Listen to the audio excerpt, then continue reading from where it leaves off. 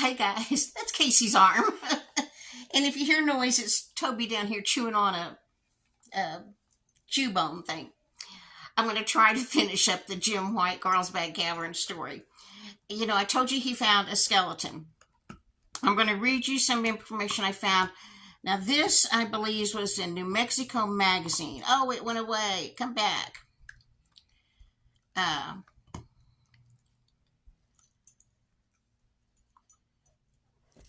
Okay. An Apache story tells of a medicine man who ventured into the caverns and was never seen again. Every year, tribal members would visit the cave around the anniversary of his disappearance and leave food for him at the entrance. In 1903, when Texas cowboy Jim White first explored the cave's depths, he found a skeleton. It was fairly deep, beyond where you would think a person could get easily, said Rodney Horrocks, chief of natural and cultural resources for Carlsbad Caverns. It's kind of a mystery. Regrettably, people collected the bones in the 1920s before anyone could determine whether they could be tied to the Apache legend. But we know the Mescalero Apaches were in this area, and the Zuni Pueblo people had come. Also, some other Native Americans. I'm found this information, and then I took screenshots on this other cell phone. Okay. It says hikers head into the cavern's natural entrance, pass by a red and black pictograph painted on the wall, perhaps about 4,000 years ago, as well as a mescal roasting pit. For thousands of years, Native Americans have been cutting up agave plants and burying them in mounds of circular rocks, then covering the plants with rocks and a fire. Once dried, the succulent could then be stored and eaten throughout the year. Exactly who left that rock art, though, isn't clear. The basket makers and Apache people were known to have left rock art throughout the park, what is now the park. Puebloans, including those from Isleta del Sur near El Paso, Texas, and Zia near Bernalillo, were also known to visit the caverns and considered the cave a sacred site. Horrocks points to a deep cave rock art site, only a handful of which exist in the country, as one of the more fascinating places in the park. About 500 feet into Slaughter Canyon Cave, 2 pictograph panels, yellow, red, and black symbols, and a handprint outline loom on the rock over a small pool that's thought to have provided a reliable water source long ago. Deep into the territory where a torch would have been necessary, those venturers also left pottery vessels, include one that's intact. Anyway, they found a pot that's intact. Here it is, and it's on display inside the Carlsbad Museum. Although the meanings of these pictographs are unknown, one archaeological assessment dated them as more than 3,500 years old. The Apache people have told them these marks were made by their medicine men, symbols meant for only them to understand. So we're assuming that skeleton that he found was probably the medicine man that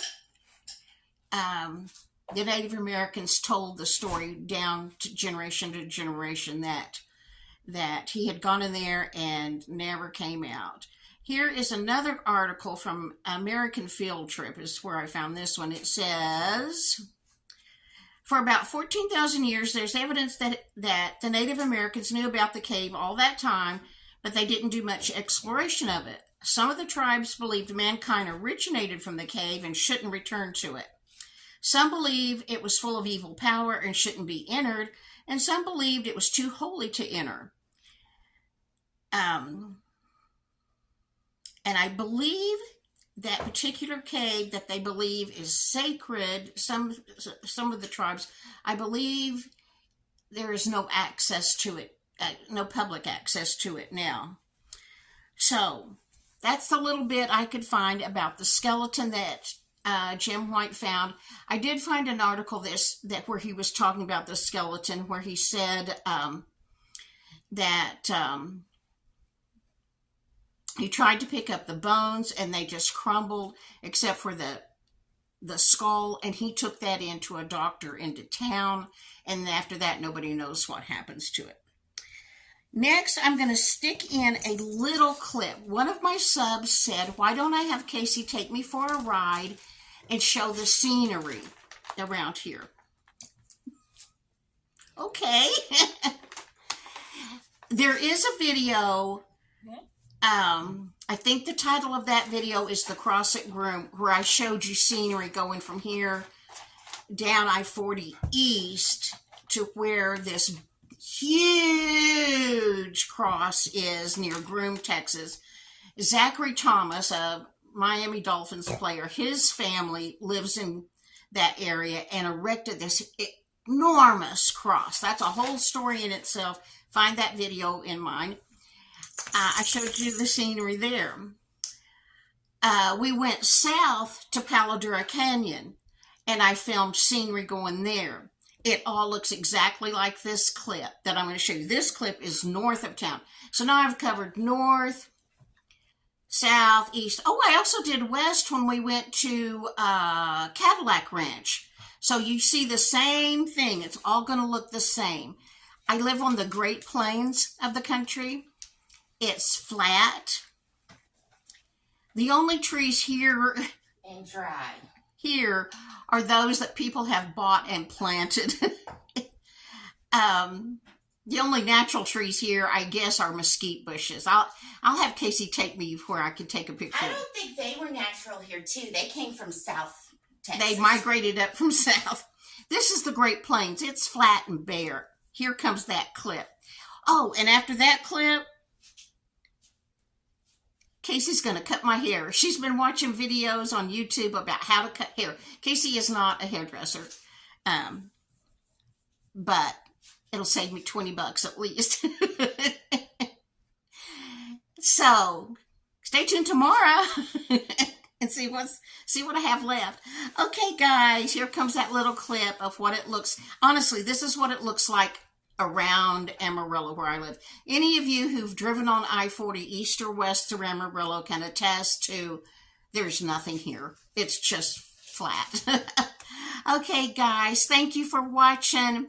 How long is this? Oh, shoot.